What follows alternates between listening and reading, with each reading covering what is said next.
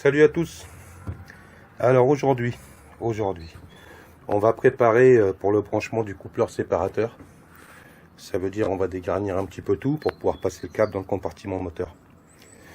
C'est un Cyrix. Donc à quoi sert le coupleur séparateur?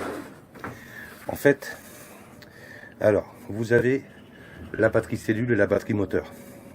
Si vous branchez la batterie cellule avec la batterie moteur, en fait sans utiliser ce coupleur séparateur, ce qui va se passer, c'est qu'en fait vous allez tout le temps recharger, tout le temps tirer sur l'alternateur et ça risque de l'abîmer. Voilà. En plus, le coupleur séparateur, à quoi il sert? Il sert à ce que le courant, en fait, il aille que dans un sens. Ça veut dire qu'il aille en recharge de la cellule, mais une fois qu'il a chargé la batterie moteur. C'est un truc intelligent en fait. Une fois que la batterie moteur a chargé, est arrivée à pleine charge, il va envoyer de la charge dans la batterie cellule, dans la batterie de votre camion. Voilà, tout simplement. Voilà. Mais il empêchera, en fait, c'est comme une protection de batterie, il empêchera de décharger votre batterie moteur pour que vous puissiez toujours redémarrer, que vous soyez tranquille. Voilà à quoi sert. Donc c'est pas compliqué, hein. Il y a un plus d'arrivée, un plus de sortie et une mise à la masse. Voilà, c'est tout. C'est tout ce qu'il y a à faire. Donc c'est pas négligeable parce que même si on a une grosse installation solaire, vous n'êtes pas à l'abri d'avoir du mauvais temps. Donc grâce à ça, vous serez sûr de redémarrer et vous allez recharger quand même votre batterie cellule. Voilà, je vais aller dégarnir un petit peu tout pour passer les fils. Je reviens après. Bon. Voilà, bah alors le câble est passé, en fait, bon ça va, c'est pas très compliqué. Il suffit de vous trouviez un trou, je sais pas si on voit là. Ah, bon, en l'occurrence, sur ce camion, il y avait déjà un passe-fil qui avait été retiré. Donc ça a été très simple, avec des fils qui passaient dedans, des fils 220. Bon, je les ai virés bien sûr, et comme j'ai plus de passe-fil, ce que je vais faire, c'est que je vais essayer de le faire de l'autre côté. Oh, il y avait des fils qui passaient là, je sais pas ce que c'est. Voilà, mon fil arrive là. Je sais pas si on va voir. On voit pas vraiment. On voit, mais pas terrible. En fait, ce que je vais faire, c'est que ce passe-fil là, je vais essayer d'en récupérer un, et puis sinon, je vais mettre un bout de tuyau d'arrosage pour faire passer le câble dedans. Et ensuite, je ferai l'étanchéité avec de la mousse polyuréthane. Ou du joint d'étanchéité, on verra par rapport au diamètre. Faire attention, hein, parce que le fil il est bien gainé, mais il risque quand même de frotter sur la tôle et de se couper. Voilà, après défaire les caches, hein, c'est pas très compliqué sur ce genre de véhicule, pour pouvoir aller jusqu'à l'extérieur. Et pour pouvoir revenir à la finale, jusqu'au tableau ici, où on va pouvoir, voilà, l'emplacement de la batterie est ici, où on va pouvoir le raccorder. Voilà. On va le coupler en fait avec ce porte-fusible, et on va y mettre un autre porte-fusible près de la batterie devant. Donc c'est rien de compliqué, hein, c'est du montage avec des cosses, c'est pas la mort. Voilà, donc là, ici, la cosse de plus est là. Ici, on mettra un porte-fusible juste à la sortie et on aura un au retour. Voilà. Pour le boîtier Cyrix, il faut le mettre au plus près possible de cette batterie, de la batterie moteur. Donc, on va lui trouver un emplacement. Bon, pareil, je vais attaquer et je reviens vers vous après. On a trouvé un bon emplacement. Tranquille, il va se trouver là. Hop, sur un boulon de fixation de phare. Voilà. Alors important quand vous montez l'appareil, par là. Est-ce qu'on voit, ça va être difficile.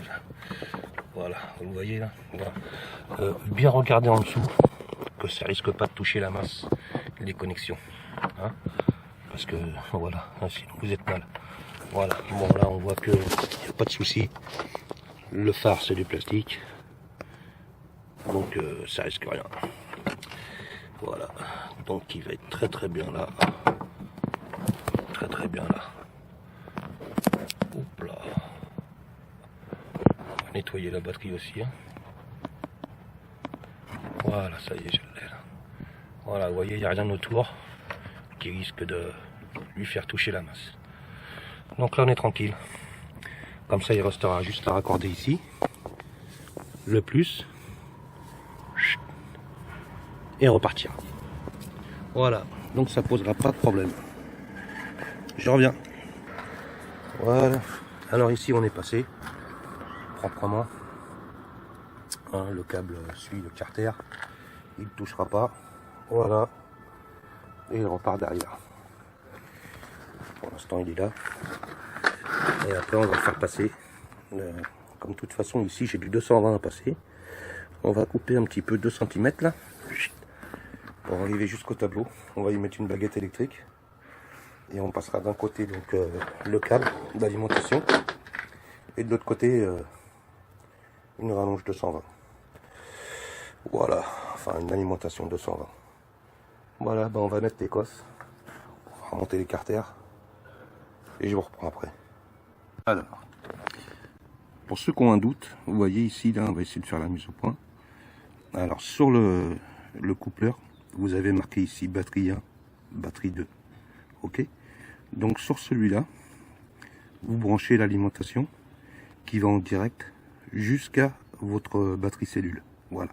Et sur celui-là, vous branchez sur la batterie via avec un porte-fusible. Voilà. Plus court possible. Hein.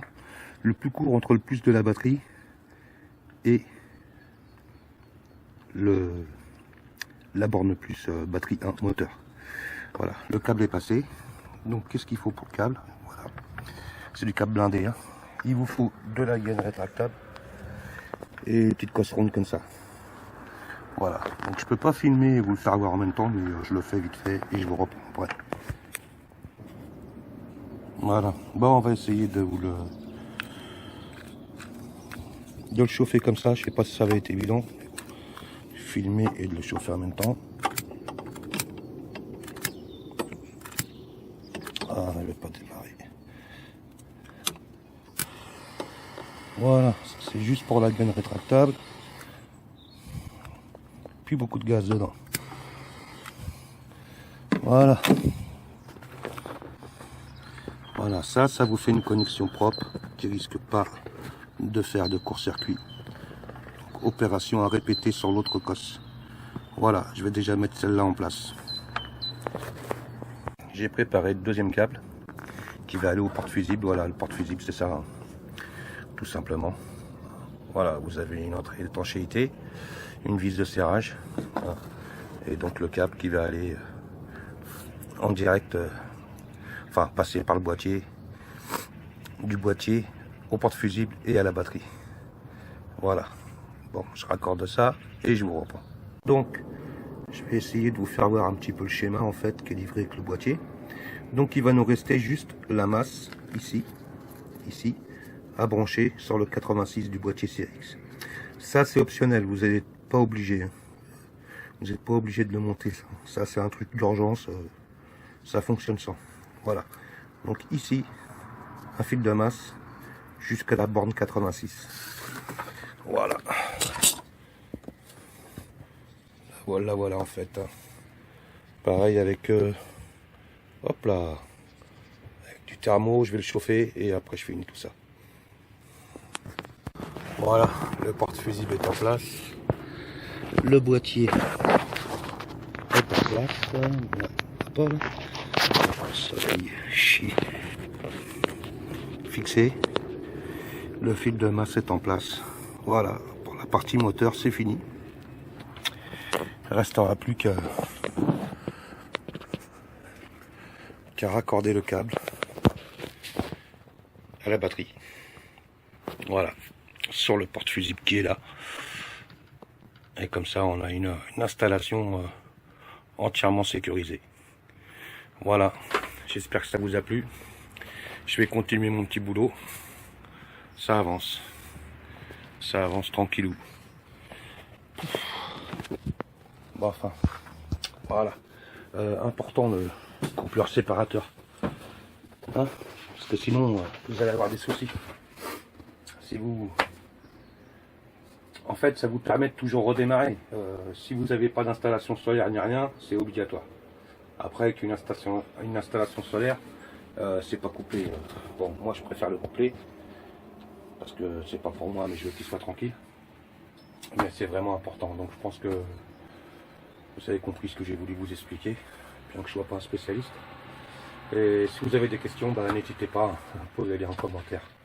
Voilà, merci, à bientôt.